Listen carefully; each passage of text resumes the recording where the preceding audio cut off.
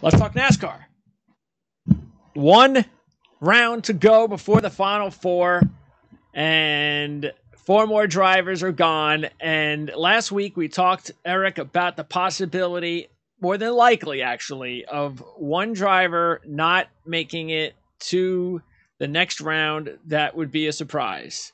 Because it always happens. Somebody always gets in trouble. You never know where it's coming from. And that driver happens to be the defending champ. Yeah, that was probably one I never saw coming at all. I know, right? I mean, we picked him last week to win the race. Exactly. It honestly, right? It took a perfect storm, right, to take him out. I mean, it was a mistake that he made, which at the end of the day, he doesn't make the mistake. He's still going. He's moving forward. But you look at all the factors that led him to be even making the mistake. He still should have been fine. Even Cliff Daniels on the broadcast picked up, like, he wasn't too concerned. There's plenty of spots. He was ahead. And then you look at the way the race was going. I mean, 103 of the 109 scheduled laps was just blah. Chase Elliott was I wrote about this. The marketing sign altered the race and the championship. Because if that doesn't happen, Chase Elliott gets 5 more playoff points. Christopher Bell's not in. Chase Briscoe could still get in over Suarez. That was going to happen. You could tell the writing was on the wall there. And Larson's in. Because we've talked about all over the Sunday on that Briscoe knocked out Larson, which on the points-wise, yes. But it really was Christopher Bell. Because if Bell doesn't win, Bell's not moving on. If that caution doesn't fall, Bell's not winning. So you had the other factor that nobody else is talking about is William Byron got his points back. You take those 25 points back away, which I thought, how do you give the guy his points back when he admitted he basically bought 25 points for $50,000. That you take the points back away, which I don't know why you give them back, but up the fine. Kyle Larson's still in. So you take all of those circumstances that had to go right to knock him out, and that's exactly what happened. And he's eliminated. Now there's nothing more that he can do, and it's one of my questions this week is, how does he respond? He's not been in this position in years of not going for a championship in this moment. You think 2020, he wasn't racing. Last year, he had 10 races, he won the championship. First year with Hendrick. 2018, he was in the round of 8. It's really this year in 2019, there's only 2 times since 2018 that he's not been in the round of 8 with chance of a championship. So, and this would have been a good week to take him too. But now we have to consider he's not going to be in the frame of mind. Yeah, this week and next. That's one of I have coming out tomorrow, the 5 things I'm watching for the race. And that's one of them is, how does he react to this? How does he respond? Because we've seen it. That's what's awkward with NASCAR is when you're eliminated, other than the championship race, you still show up the next week to race. We're in the playoffs and stick in ball sports, you're eliminated. You've got a whole off season to ponder this. They've got to regroup and race again, and I feel like that's got to be a gut shot for them because I don't think they even probably pondered going into last week that there was a realistic chance that they weren't still going to be fighting for a championship. Yeah, and look, the drivers that have won, the non-playoff drivers that have won, you have Jones, you have Wallace, you have Buescher, and you have Reddick. They're all young drivers. They want to win. They're disappointed, but hey, they still want to win. Kyle Busch, Truex Jr., they've done nothing. It's like, and even though, you have to consider them at some point, because the odds are now going in their favor, that makes it a lot more interesting. Realistically, we understand why. They're veterans. They're champion. I mean, they've won championships, so it's not all that important to them. Just win a race. Yeah, it's got to be deflating for them at this point. It's almost like embarrassing. Like, look, I've not been in this position before. I don't like racing because that's just this format. The format was formed, right? It was just about winning and moving on to playoffs. They don't have to. They've won enough races. They've won enough championships. Now it's just like, what are we doing? We're just kind of running laps to get through the season because it's like, going into each season, it's championship for them or nothing at all. A first round exit for Harvick and Busch, it's like, what do we have to lose? Truex didn't even make the playoffs, and Larson now is out. So it's like, you got a star-studded cast of drivers there that are no longer fighting for a championship. So I'm curious how they respond because all that grouping there are pretty good at Las Vegas. So it's just, you wonder how they react this week. How do they fight for a win? And they're smart enough too. I feel like as these rounds go on, they don't want to mess up another driver going for a championship. They're veterans. Sure. They know that they've been in that position before, and they want to be in that position again. You don't want to race somebody hard knowing that you could be back in that spot next year and then race you the way you raced them. So it's definitely something worth watching. Also want to remind everybody to subscribe to our channel. Very important. Hopefully, if you like our programming, our content, that's a great reason to subscribe, because that's what keeps us alive. So subscribe, like, share the channel. And especially if you have any comments, let us know. Put it in the comment area, and we will definitely get back to you. And especially if it's a question specifically pertaining to what's going on in the sport, we'll let you know our feelings. If you are just interested in our picks, keep in mind we're going to have our picks always the second half of the show. So however long the show is, usually if it's a 40-minute show, you can be rest assured that around the 20-minute mark, we'll start talking about the race coming up. And this week is Las Vegas. A few other things before we do talk Las Vegas. Let's talk about the finish, though, because and I don't know what happened to that marketing sign. Okay, whatever. Thank goodness, because like you said, and we didn't know how any new track, even though it's another road course, we've seen 5 other road courses, but there's still, every road course is different.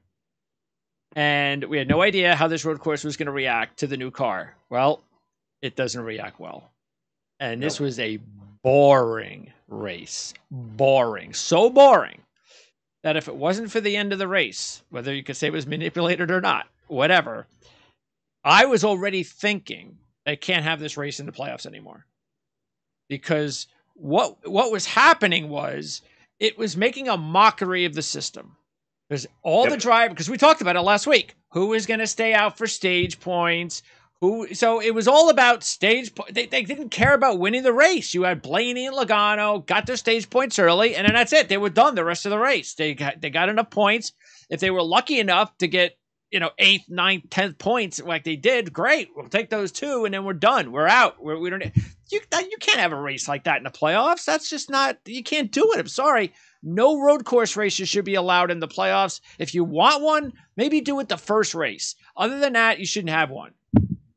Yeah, because it's a perfect storm, and I think it came to a head now, and I agree 100%. Because what we saw is, as you said, the drivers have punt on points. Like we talked about that last week. If you don't need a win, forget about or if you need a win or are just going for a win, nothing else, no points, you're not even in the playoffs anymore, you're just going to pit. You're going to take the track position. So that caused the race to look the way it did. And I don't think it's ever going to change, because back in the day, before stages, road course racing was kind of an art when you didn't know when a caution was going to come. Now we know when 2 cautions are coming. And so the drivers race differently, knowing, why would I push an issue or one, you couldn't pass. The drivers all said, you cannot pass with this car on these road courses. So why am I going to force an issue in a braking zone to create a caution that I could be part of when I know a caution is coming? So let me use strategy. So then you just wiped away everything, because yes, you have strategy, but the strategy also is kind of thrown out the window because you know a caution's coming. You know it's going to be manipulated. I would almost like to see, if we're going to have road course races and playoffs, or just road course racing in general in stages, can we just get rid of the caution at the end of the stage, just keep racing? Maybe, yeah. Because I think that would change it a little bit. Sure. Because when they know a caution's coming, you know your pit cycle is going to be. You know the guys that aren't going for that aren't going for points are going to pit with 2 to 3 to go in the stage. The guys that need points are going to stay out. It's going to flip, start of the next stage. Towards the end of that stage, it's going to do the exact same thing, and then you have the field flip for the final stage. So let's just eliminate the cautions. And I think that's the first stage. 2, we've talked about this on the show in the past, an option tire, like IndyCar uses, like Formula One uses, to maybe switch up strategies a little bit in that stage. 3, like you said, eliminate the road course in general. Because if that sign is not on that track and that yellow does not come out, yes, and that's a cut race, that's an elimination race. I think we went into this round knowing that, hey, we got 2 wild card races, and Talladega was, I liked it without the wreck vest, but it wasn't as wild card as we thought it was going to be. And now the Roval is not as wild card as we thought it would be. And the final factor, determining one of all, this car was made for road courses. So it's going to handle better. It's going to drive better. There you go. So how can you pass when this car, sometimes when the car isn't made for a discipline of track, you get more chaos because it's harder to drive. This car was made for this moment. This car was made for, so these drivers are driving a car that's made to go left and right. It's easier to turn. So I think you throw it all together, that's the kind of race you get. And unfortunately, it's probably going to dictate this championship because without that caution, Kyle Larson's still in it. Christopher Bell's out. So, and which we'll get into with the Vegas thing and maybe preview the round of 8, that kept 5 playoff points from Elliott. 2 of these tracks are not great tracks for Chase Elliott in this round. Can those 5 playoff points come to bite him that he didn't get? Because remember, the racing was so bad, they threw an audible in the second stage. He was going to stay out. They positioned themselves to get a playoff point to win the stage. We talked about that last week. Chase Elliott is probably going to take a stage win for a playoff point. The race was so bad, they punted on a playoff point. They punted on it, and one they could use. They're like, you know what? I'd rather win the race. You can't pass. And they almost had 5. It almost worked out for them, and then it didn't. Yeah, so I don't know what AJ. See, this is why when you get down to part-time Cup drivers like AJ, there's a reason they're also part-time. It's not just because of the drivers, because their crew chiefs aren't always usually the smartest. Yeah. And what on earth were they thinking? Staying out when all you had to do, all AJ's team had to do was pit early. Pit early. As soon as, make sure that, what was it, Reddick and Elliott? Make sure that you pit when they pit. That's it. Exactly. That's it. They win the race. You're going to win the race. Yep. Instead, not only did they go 1 lap, they went 2 laps. Yep. They handed the win to Elliott. That's why I was like, I had almost the whole, that's what made me mad. And again, it's my fault for pre-writing, but I saw how the race was going. I about had the whole thing done. Elliott won. These guys handed him the win because Reddick was off a little bit on his pit strategy because the first stint went a little awry. So the reason his stop went longer, and I don't know if the TV broadcast did because of the gas, right? He had 4 extra seconds there because he needed 4 extra gallons. So Elliott was already going to leapfrog him. I don't know why Allmendinger I don't know why they didn't know that. They should have known that, knowing, look, all we got to do is cover Chase Elliott. Because if we have just a normal pit stop, we're going to already be ahead of Reddick because he's got to have a longer stop. Let's just cover Elliott. That's all you have to do. I get 1 extra lap, but 2, that would have lost the race for him where he would have won. Terrible. If he just hit it the same time Elliott did, they won the race. Yep. Other than that caution. Yep. You can't plan for that caution because there wasn't any rhyme or reason to plan for a caution that day. No. So they would have won. If that caution doesn't come out and he covers Elliott, Allmendinger was going to win that race. I wonder if they're going to come out with like a camera angle of like some fan or something like that ripping the sign off and kicking it. Something. And I read about how much bad luck for that company to be on that sign and it to land upside down. Yeah, right. If anything, you don't even know whose sign that was. It's like that's almost worse luck than for Kyle Larson for that company. Right. That you got to have prime marketing right there. Your company's logo and colors are on that sign. The reason the caution comes out, what we're going to talk about for the rest of this playoff, and it's upside down. We have no idea. Next time, make sure you have a representative standing by your sign at the racetrack. So if that happens, you run on the track, you flip it over, you get arrested. But hey, man, I'm gonna get a raise. So I'm going to pay a little bit extra to have my sign on front and back. There you go. That's it. Yeah. I'm covered. Even though, that's foolish. You pay $50,000 for a sign that's back. You can't even see your logo on the other side. You never know. Because you never know when that thing flies off. That you never know. You might get, because it hurt them. Yeah, that company would get prime advertisement right now. But thank goodness for that, because we've been, I don't know how many times I call for cautions and it never happens. And it actually happened. And I don't care how ridiculous it was. It made everything for the race because it just got so chaotic at the end of that race. And it was beautiful how chaotic it got. Unless you're a Kyle Larson fan, I get it. Unless you had big money on Chase Elliott, I get it. I completely get your frustration because I've been there before a lot. But if you're not, everybody else was happy because it really it was so exciting at the end. And by the way, bad job again by the networks, because on the restart, you had that opening wreck, and they once again failed with the split screen. They showed the wreck. I'm going, who's leading? Did Bell pass Harvick? And then when they go back to the lead, Bell's already passed Harvick. Yeah. It's like that's a huge, and I get it, that chaos, but Bell had to win. Yes, that's the huge. You missed him passing Harvick. That's the biggest factor because they're talking. I get it, Briscoe and Larson, but it's like if Bell doesn't take the lead, Larson's in. That bumped Larson out. That's why the storyline. That's what everybody was going with, was Briscoe knocking Larson out. But that's what TV told you. It wasn't Briscoe. Yes, he needed to make up those points, and he was already there. I think, and that's what they're going to talk about, the Cole Custer thing this week, and he was already to the good. So Cole Custer kind of manipulating, slowing down. I get it, but Briscoe was already going to get it anyways. He was already there. Larson was pinched with five laps down. It was Christopher Bell winning because he was 45 points down. The only thing he could do to get in was winning the race, and they missed it. That was the storyline they missed. I'm like, I don't get it. For the win. Because if Kevin Harvick wins, then Christopher Bell's not he's not still alive right now. And they have the split screen, so I don't understand why they didn't use it. I mean, whoever is directing this, I mean, he shouldn't even be doing it anymore. He doesn't know what he's doing. You could tell the director was really kind of fed up with the racing. I guess.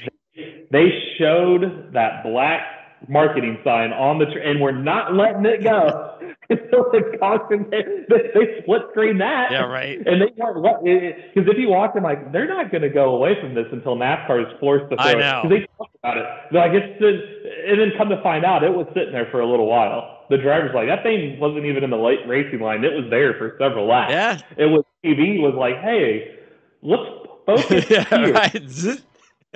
This thing, do not take that camera off that. We'll split screen as long as we can because we want a caution. That's right. And that's what they got. And that they kind of manipulated there, but then they foobarred it up at the end. Like, you missed the pass for the win.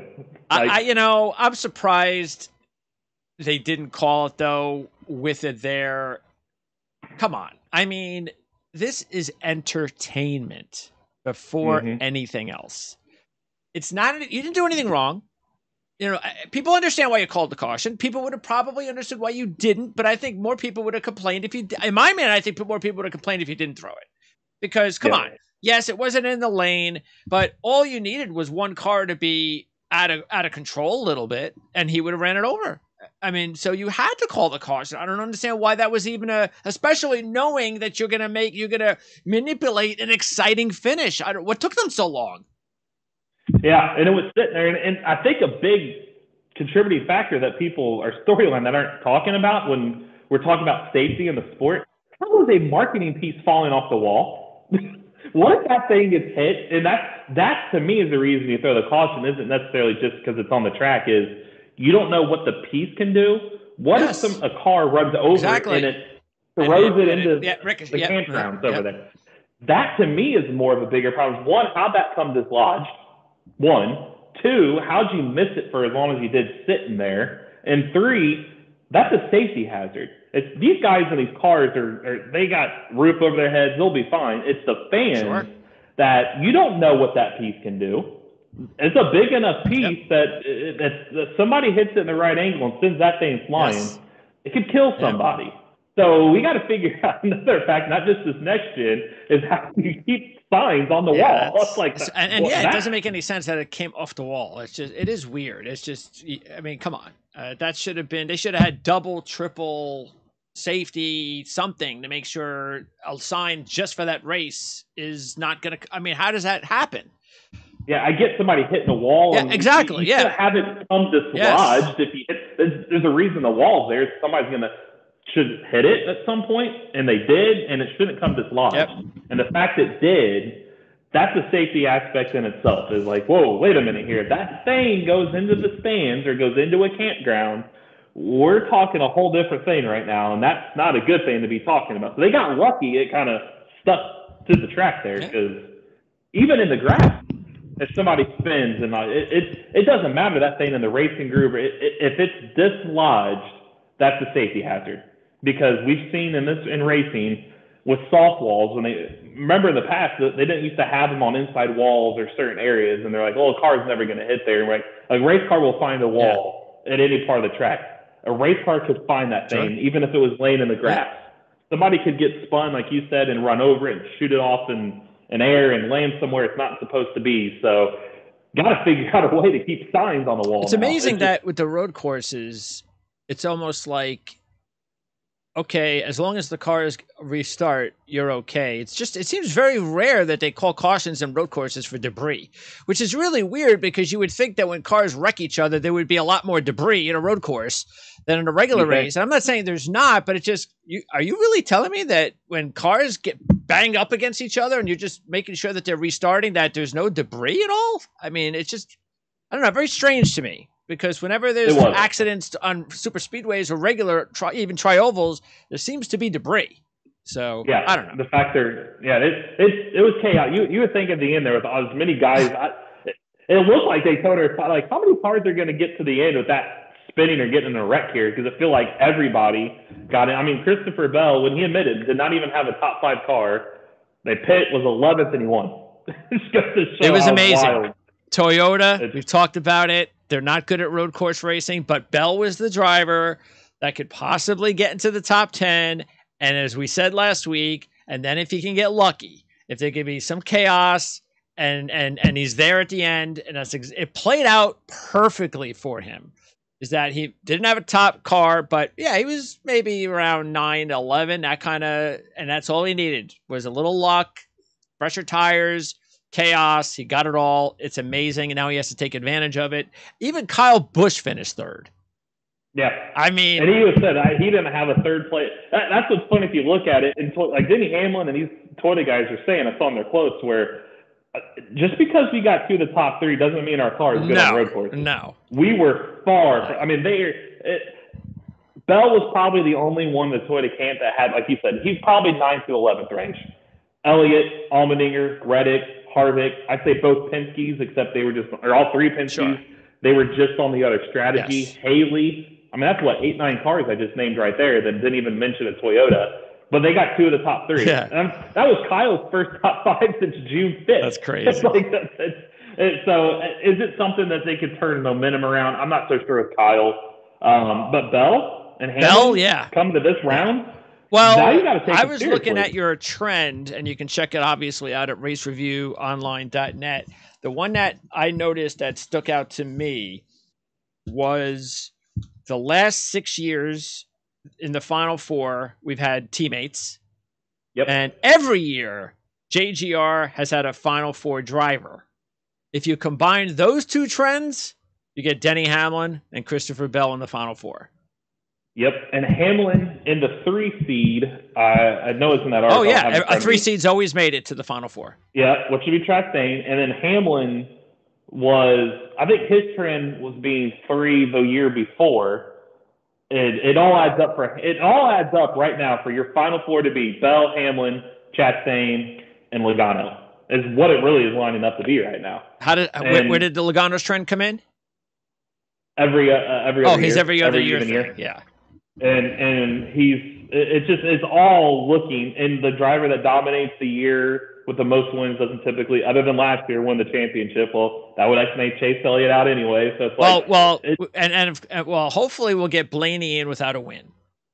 I would love to see. I was just talking to my wife last night that we were talking about my kids are who's all in playoffs and I was talking about Blaney. I'm like, wouldn't it be ironic in the year that you had 19 different winners, parity has never been higher, a driver that didn't win a race all year wins the championship? I mean, I think that'd be the most fitting, be totally thing to see. And I'm rooting for it. I'm rooting for him to finish 2nd at Phoenix and Kyle Larson or Kevin Harvick win the race and crazy like that. And him win the championship. Well, that's the hard part, is not winning the Final Four the way every driver stays away. I don't think that's going to be possible. But But this year, more than ever, one, because of the parity, but two, and this is what I'm interested. I heard Justin Marks say yesterday on NASCAR radio, which is going to be interesting now, because if you get to this point of the season, to get here, like a Chase Briscoe, these guys,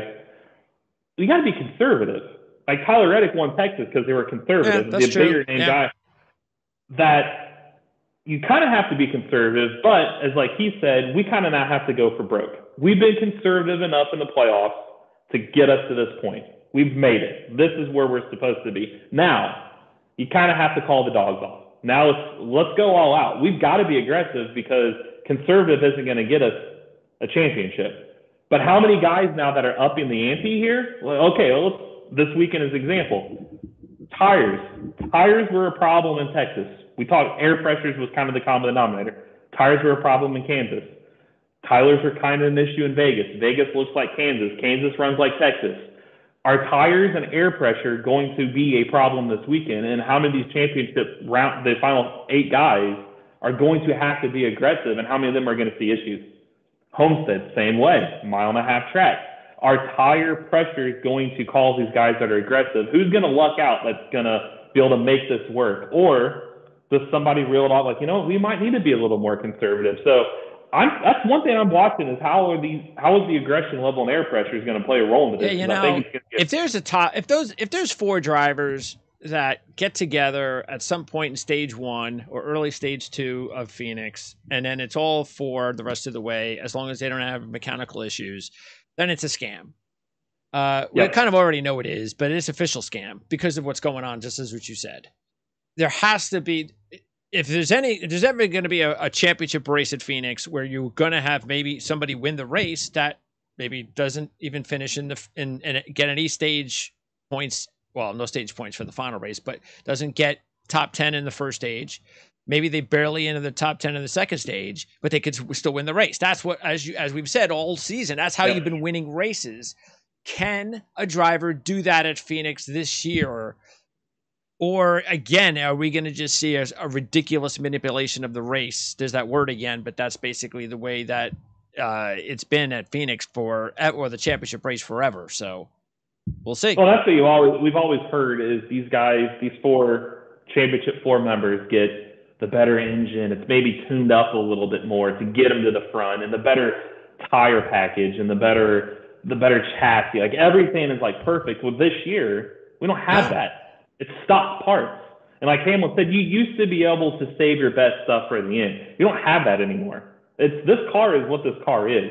You can't manipulate or you're hit with a 100-point penalty. I hope so. So I hope if so. there's any year, it all kind of adds up to we could get to the championship 4 and not have a championship 4 driver when they're. Yeah. I mean, hell, every year it's been 1, 2, 3, 4. I think 3 of the last 4 has been 1, 2, 3, 4 almost in every stage. Yeah. So if there's a year it's not going to happen, it's this Absolutely. one, which is a better case for somebody like Blaney to not win a race but win the championship. And as far as so Elliott's got a 20-point lead, so he's really the only one that has the edge because of his domination, or at least his ability to grab all those playoff points before the playoffs. Okay, great. But that's only like a one race kind of deal. That's just you have your one race and you have the mulligan, whether it's going to be one of these 3 races, and whichever it's going to be, and you hope it's not Martinsville, just that'll scare you. But next couple of races, you have a mulligan. If you have a bad race, something happens, you exit early, all that happens is you kind of, right now, you kind of just go back to the pack. And now you're just one of the other drivers. So that's the edge Elliott has, is that he has a mulligan. None of these other drivers has a mulligan. If any of these other drivers, and I even think that includes Logano and maybe even Chastain, if they have a 35th finish, something happens early, they go out, whatever, they might have to win the next 2 races, one of the next 2 races, in order to get to the Final Four. Yeah, you've got to be perfect now. There is no, and like you said, Elliott's got the one mulligan, but that's it. He has 2 bad races. He's going to Martinsville having to win. I mean, we saw that happen to Kevin Harvick a couple of years ago. He had 9 wins, and he still didn't make it to the champ. He had all those playoffs. The playoff points get you by till now. It could get you to the round of 8. But when you're in the round of 8, especially in a year we had all this parity, it's kind of logjam between 2nd and 8th. They're all just, I think even Briscoe's at 9, 11 points behind the cut line. I mean, he's not far. 9. So you're only talking 9. So you're talking one stage, and you got 3 races. Yeah. So you cannot afford a bad race if you're one of them. Yep. Elliott, on the other hand, so I mentioned about the 5 playoff points that he missed from not winning last Sunday. That could come back and bite him in Martinsville if he has 2 bad races. And if you look at these tracks, these first 2, they're not great tracks for him statistically in general. And that's why he said what he said he's a little worried coming into this round. Well, he's going to have he needs just a top 15 that's it. for both That's races. it. That's all. When you've got a 20-point lead, that's another reason to where you might consider not taking Elliott. He might be more conservative. Yeah, and he might have to be more conservative. Where I'm saying these other guys can be aggressive. Just get himself by to where he's got a 20, 30-point advantage going to Martinsville. Because look, Larson was 18 points to the good last week, and he still didn't make it. Bell was 45 points down, and he got in. So you can never write anybody off at this point now. And we've been talking about it, the up and down nature of these playoffs with the points. You know, you see like Byron is now. We understand he got those points taken away from him before they got reinstated, but still, it's like Bell, especially. All of a sudden, hey, how did Christopher Bell go to leading the playoffs, and then like a week later, he needs a win to get in? You know, it's like so. It's anything can happen on any given week, and any of these drivers have a realistic chance. We haven't yet seen the updated futures. I don't know what was taking them so long, but the futures have not been updated. But we will post them probably. I would assume they'll be out in the next 24 hours. So we'll post them up on racereviewonline.net when we're ready to post them. But last week, what were they last week? It was Elliott was 3, and Hamlin, was he 3 too? I think he was 3-2. And I think they kind of hit it right last time. I was like, a couple weeks ago, it was delayed. I'm like, I think they're waiting for the points penalty for Byron. That's true. Now I'm wondering, is Briscoe going to get a points penalty? Granted, he doesn't have the full. What? Wait, but why would he get that though? Because I don't think they're going to take him out. They always said the kind of round of 8 final. They're not going to do that. Because the Custer, they're going to probably say did he manipulate the finish to get him through? And they talked about it could be a points penalty and fine to Stuart Haas. Do they put some of that on the 14 card to make it fair? Why would they blame him?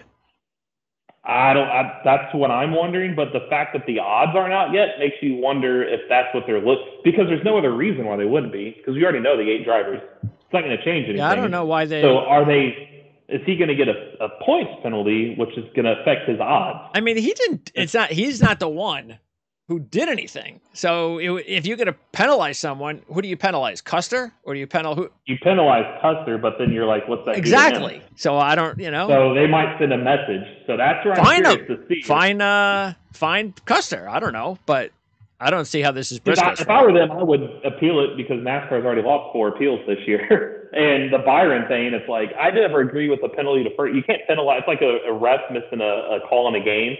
And like 2 days later, going like, you know what? He did have a foul. I'm gonna go back. He was. It's like you can't do that. No, you can fine him. You could make sure he doesn't call that game again. But yeah. Yep.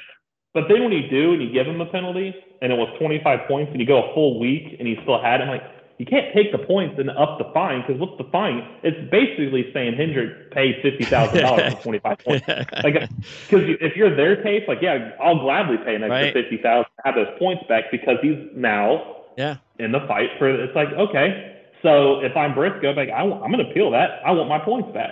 I didn't do anything. Granted, we don't know the audio because that's what they're looking at. But still, I mean, what does Briscoe say? All right, well, if you don't slow down for me, I'm going to kidnap your daughter. I mean, come on. Again, Briscoe shouldn't be penalized. No, unless NASCAR, which I could see this, is going to send a message because at that standpoint, Martinsville and Phoenix, what would stop a teammate from helping the other teammate win a championship? Well, if you want to penalize someone, you're going to penalize the team. You're going to have to send a message. Yeah, penalize the owner, penalize the crew chief. Maybe you say, okay, you're not racing. You're suspended for a race. Do that. I don't know. It's going to be a message, I feel like, but I think that would be why the futures odds are probably not, because they're probably waiting for that decision. Okay. What are we doing here? Because it doesn't really affect the other guys. Well, keep in mind, Kyle Larson was 5-1 So that means all of that money has got to go somewhere else. Yep. And Elliott was 2-1 last week.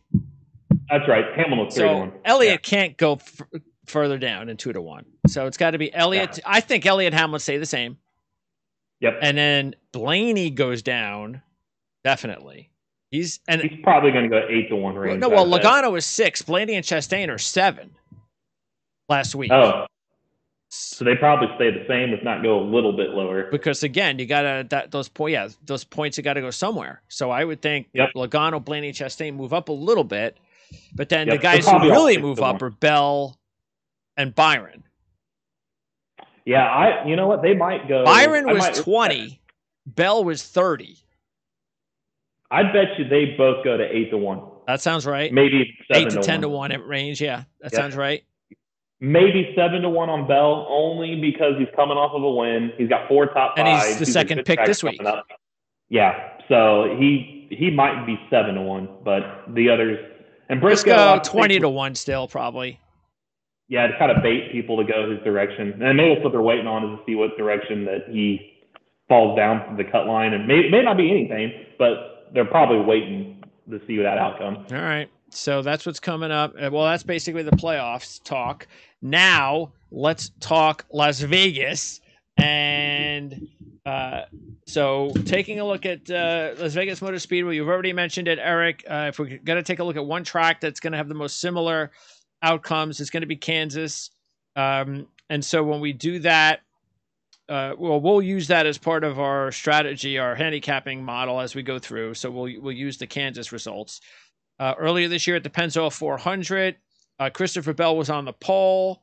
The other thing I noticed was I thought the other driver that was really good was Chastain because he had 83 laps led. He won stage 2 and was third in stage 1 and finished third. So I think overall Chastain was probably the best driver at Las Vegas. Yeah. So keep that in mind. And then that was one of the races that Bowman stole. And I think that was what we talked about at that time, how he stole that race. Because, he was top 10, top 5, maybe, but he just came from nowhere at the end. And so. It was that late race caution. Yeah. I mean, if that caution doesn't come, then it's Kyle Busch, Truex, Chastain, 1, 2, 3. But the caution comes. Bowman did the opposite of everybody else did. Nobody really knew how this next gen would react on 2 tires. There you go. It paid off for him. That's why I felt like there's some things from the first race you can take over, and there's some things you can't. Because, one, nobody knew how it was still the third race of the season. It was all new to them. Second race, because Daytona, you can't take anything from Daytona over the early part of the season anyways. So it's kind of the second race with this car. And so the strategies are different. Now they know. Now they've got a notebook. So you can take some things, like Chastain, but you can't take it all. But again, it also matters how did they do at Kansas. So then and then that's why it's important. And also, it did appear to be a good race. I mean, at least it looked like cars were pretty close to each other. It looked like a race that shouldn't change. You would hope. You would think that whoever wins this race might very well win this race pretty closely. That it's going to be interesting. It should be an exciting type of race. I don't think it's going to be boring, but I don't know. What do you think? No, I think it'll be kind of the middle of the road. It's going to be better than last year, or the last few years. Oh, yeah, anything's better than last year. Yeah. The drivers are kind of hitting. It might be tough to pass again a little bit. I mean, I think the tires are definitely going to be something to watch with the exact same tire that was at Texas. It's the exact same one. So the air pressure game is going to factor a lot. I think Kansas races were just all right. They weren't extremely great, but they weren't bad. So I do think I'm curious how this one will look. As I say, it can be kind of middle of the road. Is it going to be a barn burner? No. Is it going to be the terrible ones we've seen in the past? No. It's going to fall somewhere in between, and the tires could cause the chaos. And it could be also exciting, just like, I mean, that was an exciting finish. I mean, Bowman and Larson, halfway through the last lap, you didn't know who was going to win. No, and I think you could see more times than not, we see a late race restart at Vegas kind of affect the outcome. that trend should hold true. It affected last week, another late race caution, late race restart. So we'll see if those factors play a role. By the way, fantasy-wise, I had a huge week because Bell won. Yeah. And matter of fact, it's interesting. I went into the last. I think it was. Yeah, I think was it. No, yeah, was that at the caution? I forget. I think it was where I was looking at it and I was going, wait a second. I have the top 4 drivers: Harvick, Bell, McDowell, and Reddick. I was like, hey, and then all of a sudden McDowell, because of I guess he must have gotten involved in the wreck because he went. Yeah, he was at the front all day. He got spun, I think. Yep. Yeah, it went from. It was amazing that you look at the standings prior to the caution, and after the first restart, and then at the final restart, it went all haywire. Yes. Yeah, it was for a while. Like none of us had. I mean, you had Allmendinger up there, Reddick, Harvick was there, and then Bell. Yeah, AJ. That's right, AJ. Yeah. AJ was up there. Chastain, Larson, and Suarez screwed you last week. Yeah, big time. Yeah. So that's the reason why you got nothing out of those guys. And overall, and CJ had Elliott, so he got screwed out of 400 points because of that. He really needed that, but he did get Kyle 160, which I'm sure he didn't expect. And then transaction-wise, you went ahead and made a move to pick up Briscoe. Yeah, why not get another playoff guy? You never know what's going to happen. It's like you never have enough playoff guys. That was kind of my strategy all year. So get me another one back. Look, he hasn't been great at these tracks and these playoffs, but he won Phoenix in the spring. If he somehow, he went 14 weeks without a top 10, and then he gets 17 weeks, 14 of the final regular season weeks. 3 of the first 3 rounds of the playoff, or first 3 races of the playoffs. In his last round, he has 3 straight top 10. Yeah. So I'm like, there is no rhyme or reason, and he's a playoff driver in the round of 8 sitting there. So cut the dead weight and add him on. And I'm not saying he's going to be any better than Austin Dillon, but he's a playoff driver still. That's true. We'll see what happens. Because you dropped Dillon, I picked up Dillon, and I dropped AJ and McDowell. So I picked up Dillon and Almirola, because Almirola actually has done pretty well at these next 2 tracks. So I figure, why not? Out of all the non-playoff drivers, why not Almirola? And because McDowell has not done well at these tracks. And of course, AJ hasn't even driven on these tracks in years, in a Cup driver, in a Cup car. And then CJ, it's up to Bowman or Gibbs, because he got the first pick. So if Bowman races, so what's the status on that? You think? Guess? Nothing new. I just struggle to think, unless he took a massive turn for the good. Why would he race? I don't know why you throw him out there. That would be ridiculous. I really don't. Vegas is Gregson's hometown track. He's already there. He just won already last time, so. Yeah, and I get it'd be an easy one to come back. But it's like, I just don't see why you throw him out there. I really don't. Maybe you throw him in. He won Martinsville too. That's what was intriguing. If Martinsville said last year, if he would have made the round of 8, but yeah, I just don't see any gain by bringing him back. I really don't. Why? It's you're healthy. Don't do it. Yeah. All right. To me, if you it's 1 week, it's one thing. 2 weeks, tell me it's something deeper than what's actually there. Yes. Yeah. So it's a long trip to the West Coast. It's like, do you really want to put him through the pressure of a plane? That's true too. Yes. If he didn't race in his backyard, what makes you think a week later he's going to go to Vegas? So I'd sit him out. I don't think there's any rhyme or reason to put him on there. All right. As far as Las Vegas goes, a couple of stats. Only one winning driver started outside the top 13 in the last 11 races, and that was Martin Truex. Started 24th in 2019. So that's Vegas. If you don't start in the top 13, you might be in trouble. Chevy's won 3 of the last 4, and those were 3 different drivers. Yep. 2 of them may not be racing, and all 3 of them are not in the playoffs. Bowman, Kurt Busch, and Larson. So, I was going over strategy-wise to handicap this race. I was thinking about the.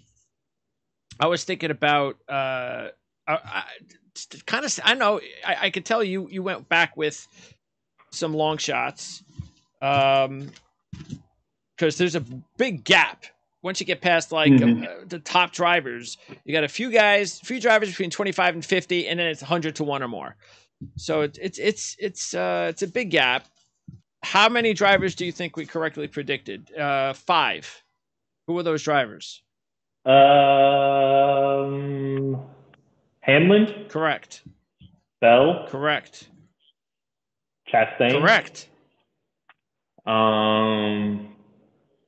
Jones. Everybody going 100 to 1 Jones train? No, just you. No, just me. I say. Remember, he was top 10 there until he got in that wreck in the spring. Did I go Larson? Larson? You did not go Larson. I'm trying to think who I picked. CJ went with Larson. He was the only one to go Larson. Trying to think. Buescher? No. No, let me go back to my looking at the track. They weren't super long shots. I only took one really super long shot. One's got to be Kyle or Busch? No, I'm never taking Busch again at this point. The only reason I did is he's pretty good there. This will set a lot the rest of it. Truex then? Yes. Harvick? Yes. I was going through I got my notebook here, and I was just looking at the drivers. I'm like, who am I missing? And I just need to turn the page, and Harvick was sitting right next to Hamlin. Hamlin, the favorite at 6 to 1. We all took him. He's the defending champ. And then earlier this year, let's remember that was the embarrassment of downshifting incorrectly, or else he probably wins the race. He was, yeah. So that's that. They did a new car. I'd say you didn't learn it. He was still learning the new car, and they're used to the H pattern, and it was just a sequential shifter, and he was used to the old way and knocked it out of gear. And he's been hot on this track lately. In his first 17 races, he led 18 total laps at Vegas. In the last 4 races, he's led a minimum of 31 laps, which was this year. He also led 121, 137, and 47 over the last 4 races. So, yeah, he is the obvious choice for the favorite at 6 to 1. I think 6 to 1 is not bad. You know, for especially where he is in the standings, you can easily, and he won this race last year, you could just see it, okay, it's time for Denny Hamlin to win. I feel like it was a steal for him at 6 to 1. It's like the past, that would have been a 3 to 1 or 4 to 1. Like you just said. The last 2 playoff races, 121 laps led, 137 laps led. He's led over 120 laps. And you look at what he did at Kansas. It's not like he was bad at Kansas. 4th and 2nd. And then Toyota is the best package on this type of intermediate track. They dominated Kansas and Vegas early. In Vegas race, they led, other than Chastain, a lot earlier too. So it's like, yeah, I mean, you're getting him at 6 to 1 right now for those trends. It's like, yeah, definitely. The years past, you had been 3 to 1 or 4 to 1. The fact you're getting double the odds. Well, that's what CJ was saying. Well, I'm so far back now, I'm not going to win. And I told him, I was like, well, yeah, you could. You could just put all $400 on Hamlin. Yep. I mean, he wins this race, you probably go back to even in 1 week. Exactly. Plus, like we mentioned last week, we're carrying this over to next. So even if you don't win, you want to chip it away. Less amount that because I thought the same thing. I'm like, I need to go more all in here soon. I'm like, no, wait a minute. I just want to chip away at this thing because I know more than likely the last race, depending on how much I chipped away these next 3 weeks, because I would have chipped away a lot of last week if it wasn't for I didn't have Bell, but I had Elliott, I had Allmendinger, and Reddick, that I would have chipped away more, but I'm leaning towards the last race, seeing about going all in on the championship. You could do that, because you kind of feel like I got a 1 in 4 chance instead of a 1 in 10 chance. You know, so we said it in the parody, but I still don't buy it till I see it in that race, and the odds are going to be better because of so much parity that in the past it was. I think weren't they all 2 or 3 to 1? Yeah, that's true. It was tougher to choose all 4. We'd usually choose 2 of the 4. You could kind of go all in on 2 of them at least. So yeah, I'm just trying to. Because what are we at, $1,000 by then, or 2,000? Did I double it? I think we doubled it. I think we're 1,000, aren't we? Because we're 400. One of them's 1,000. The other one's because I forget which one between the futures and the picks. I double it. Let's see. Oh, that's futures. Futures, when we get to the championship 4, you can increase to 2,000 per driver. But in the picks, it's 1,000. Yeah, I think it's 1,000. Well, 1,000 total. Yeah. Yeah. So which you can put on a driver. 4 to 1. Yeah, 1,000 on a 4-to-1 get you 4,000. There you go. Really close. So yeah, it's definitely It's a way not to go over. that route. It's not over. No, Okay, and like I said before, it's just because I have a big lead in fantasy, it ain't over either. Because you can see what no, happens in these up races. the ante. Yep. I could have a bad week and somebody has a great week with all these points. And again, the points just go up even more this week. Okay. Bell, Elliott, and Reddick are 8-1. It's interesting. We're all divided on this one. I took Bell. CJ took Bell and Elliott. You took Bell and Reddick. So we were all over the place here, but we all took Bell. And he's got 2 top 10s in his last 3 at Vegas. He was on the pole this year, as I mentioned, but he only finished 10th. Still, he was okay. He was okay. He looks like somebody that could definitely do better this time. Plus, at Kansas, he was 5th and 3rd, and he has an Xfinity Series win at the track. Yeah, this is a great track for Bell. I liked him at 8. I was shocked. I felt almost wrong taking Reddick at 8-1. Like, he's been so good on these tracks. He won the first round, or the first, what do you call it, first race of the last round. Won the first stage. And he spun out. Tire went down. And he still finished 7th. Now they're going to, and now imagine that doesn't happen. He was 6th last year in this race. So, but the only thing with Reddick is that he's had all sorts of bad luck on Kansas, Vegas, on those specific tracks. He had terrible issues at Kansas. Well, they were aggressive on the air pressure. Remember, all the Kansas that happened, I think both races, and Vegas, he cut a tire while leading. Yeah. He was leading. Yeah. Well, Texas, they went more conservative. Everybody else cut the tires and he won. Okay. So there's a happy medium. And then I think with him not being championship eligible anymore, they're probably just going to go that conservative route and watch other people cut their tires, and he'll be right there around the top 5 because Trent say that's kind of where he resides at Vegas. So 8-1 felt a little high to me. I would have liked him to be more 12-1, but I also didn't want to punt that. He's a prime example of chopping that deficit out. It's like, I got to kind of go his direction. And Elliott, I just don't trust. When he says last week that he usually wears his emotions on his sleeve, in a sense, he'll tell you what's real. And he said he's not going to be good at these tracks. I take him for his word. His second place finish last year was just kind of a fluke with the caution and strategy. He only led 1 lap. So he was ninth in the spring. He hasn't really done great at Kansas either this year. No top 10s. So I just didn't like him at 8-1. Never won in 11 races at Vegas. So, especially when we talked about the start, I think he just has to go conservative and get a top 15. I don't think it's going to add a win for him. Chastain and Larson are 9-1. We all went with Chastain. CJ the only one to go with Larson, but I think we mentioned it. Larson may need at least a week to recover. Yep. Otherwise, I understand. Look, he was 2nd this year. Last 3 races, 2nd, 10th, 1st, leading over a combined 200 laps into 3 races.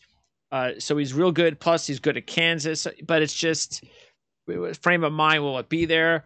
But Chastain, 7th in both Kansas races, 2 top 5s in his last 3 in Xfinity Series at Las Vegas, and 3rd earlier this year. We mentioned he was probably the best car.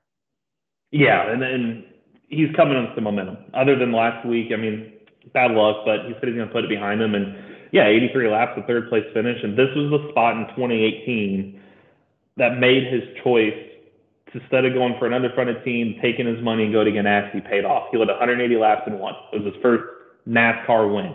It's like, all right, this guy's here to stay. So it's kind of fitting. We talked in the spring. It was like, oh, here's this even more coming out moment. In a Cup race, he finished 30, led 83 laps in his first year with Trackhouse, and he's kind of coming along. And wouldn't it be fitting to come back and win, to put him in the championship four? And you're kind of getting him at those odds. I'm like, he's one to watch because I don't trust Larson. No, we talked about. Not this week. I don't trust Elliott. Well, somebody's got to carry the Chevrolet banner. Well, he's probably your guy. Well, Byron, you and I also put money on Byron at 10-1, and he was there 5th earlier this year, so he was in contention. That was his only top 5, but that's okay because new car this year, and he does have a top 10 at Kansas this year. So I would have preferred maybe 12-1 on Byron, but I put mostly the money I put on Byron was similar to you. I just put enough where I can just almost break even, make a couple bucks.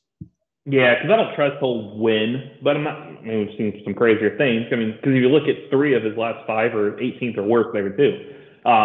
And 2 of them were in the last 2 playoff races. He was 25th and 18th. So is he going to win?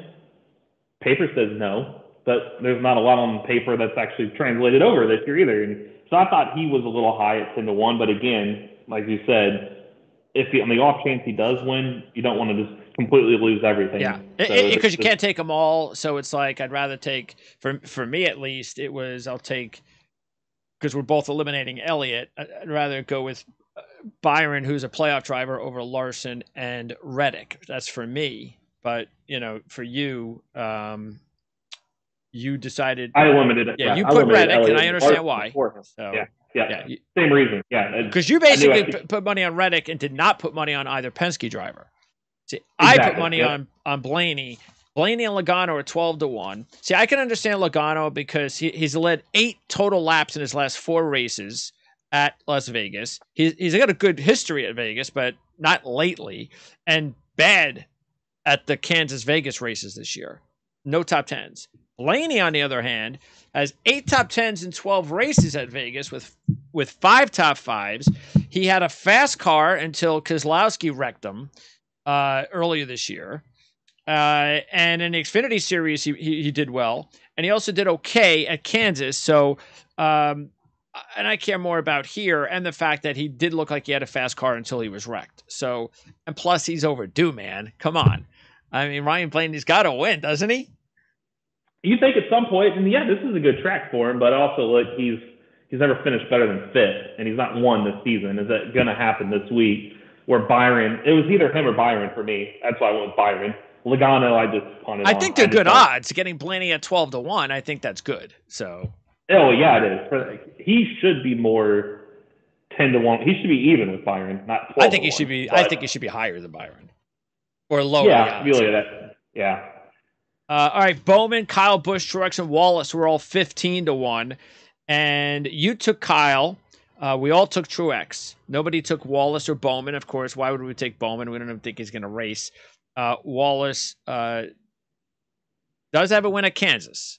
So there's that. Yeah. That's the reason he's 15-1, by the way, because he's got the win at Kansas. Because he's never done anything here except 1 top 10 and 9 appearances. But Kyle, yes, Kyle's had a decent history here with almost 50% of the top 5, but he only has 1 win in 22 races. So why is he going to have his second win here?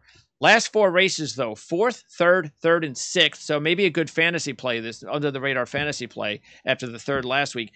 But Truex, yeah, why not Truex? Even the thing that I was a little bit concerned with, only 9 combined laps the last 5 races, but he was a contender this year, finished in the top 10. He's got 2 wins, and he was strong at Kansas. And you are getting 15-1, so the odds are a lot better. I would not take him anything less than 15-1. No, that's the only reason I did, because they're 15-1, and Toyota, this has been their best track. And they were 1-2 last in the spring race, coming to that final caution. That caution comes, that ruined it. So I'm like, to get both for 15-1, I might as well side. I mean, Kyle, like you said, this is his home race. If there's anyone who's like, you know what, I'm going to come out, I'm going to end with this win, it's going to be at his home track, where he grew up near. So, and Truex, he hasn't won yet this year. We're still searching for a 20th winner, 15-1 on track. There you go. Generally good at. These are 2 like no-brainers you had to take for 15-1 odds. Briscoe, you put a few bucks on Briscoe at 25-1, even though he's never done anything at Kansas or Las Vegas. So. Yeah, I mean, it's just playoff driver. It's Ford, late pitch strategy, a Bowman type strategy, 25-1. The only reason I went that direction. Hey, he's hot. We all took Harvick, and why not? Again, he was there at the end last week. Looked like he could have won, but he hasn't led a lap in his last 4 races at Las Vegas. All of that. The only reason I took Harvick is because he does have a couple of wins. He's got decent history here, and he's 30-1. That's the only reason I didn't take him because I think he's going to be a contender. I just took him because he's 30-1. Same. Get a big number. Yeah. Do I think he's going to win? No, I think he's more towards the 10th, 20th, 9th, 12th. That he's finished the last 4 times there, but he's 30-1, and he's Kevin Harvick, and it's a track that he's also in 2018 led 214 laps at, so he knows his way around there in 1 race. So, boy, the old days, when he used to be able to dominate leading laps at a racetrack. Yeah, imagine when he led 214, 14, 88, 47, and 92. That gets you through into 2020. You say in that stretch, hey, in a couple of years, he's going to be 30-1. Yeah, right. You laugh at it. It's like, what? Yeah, right. So, he's still the same driver. That's Yeah, why, you know, for 30-1. If anybody's going to find their way to victory lane as a veteran, it'll be him. So, yeah, 30-1 is a no-brainer. CJ took Suarez, not sure why, at 40-1.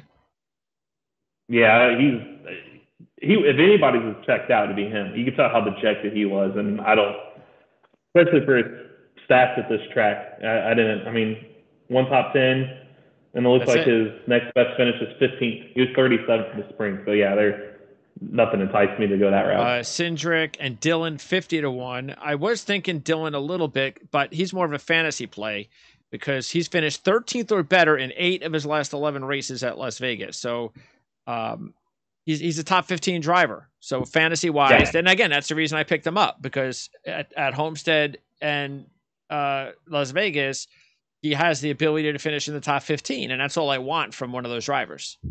Yeah, that's what you want at this time of year for your bottom drivers. So yeah, is he going to win? No, but yeah, you said good fantasy play. 100-1. Now this is where you got busy still. I only went with Almirola.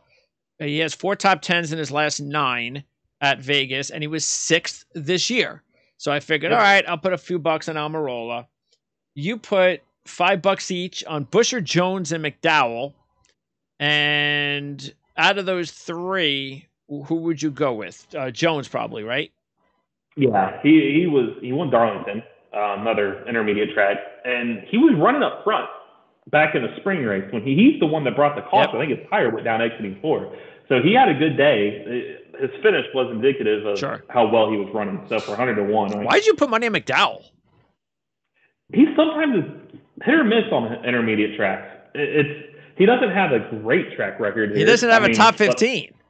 No, but for his odds, and I mean, even the last week, even like you said, he was in the top 5 in the final restart. He seems to be top 11, top 12 every week. Yeah, now. If it wasn't for what happened last week, he would have finished in the top 15 again. That would have been all playoff races, 16th or better.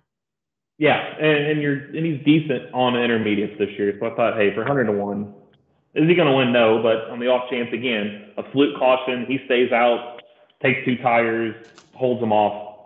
I'd be kicking myself for 100-1 passing him up. And then Stenhouse, what's the reasoning behind Stenhouse at 250-1? 250-1. Yeah, he's good at like Nashville and random tracks. And remember here, wasn't he a few years ago? Let me look here. He was, 3rd in 2020. Led 30 laps. Started 9th in the spring race here. So 250-1. It's like on a couple bucks gets you 500. So yeah, kind of worth it. Well, if you don't win, I lose $2, and I wasn't going to put the $2 anywhere else. It never would have happened. This never would have happened last year. That's for sure. No, I would have not even been close to choosing those guys. So. Now we're like, okay, well, this could happen. Anything can happen. So yeah, exactly. Yep. That's why I'm still going that direction. Next week is Homestead. What are we expecting at Homestead? What's the most similar track to Homestead? For Darlington. Darlington. It's going to look like Darlington. First visit there. Granted, they just tested there a few weeks ago. But it'll look a little bit like Darlington, I feel like. It always has. Joey Logano and Eric Jones. Darlington. Okay. All right. Both are good at Homestead.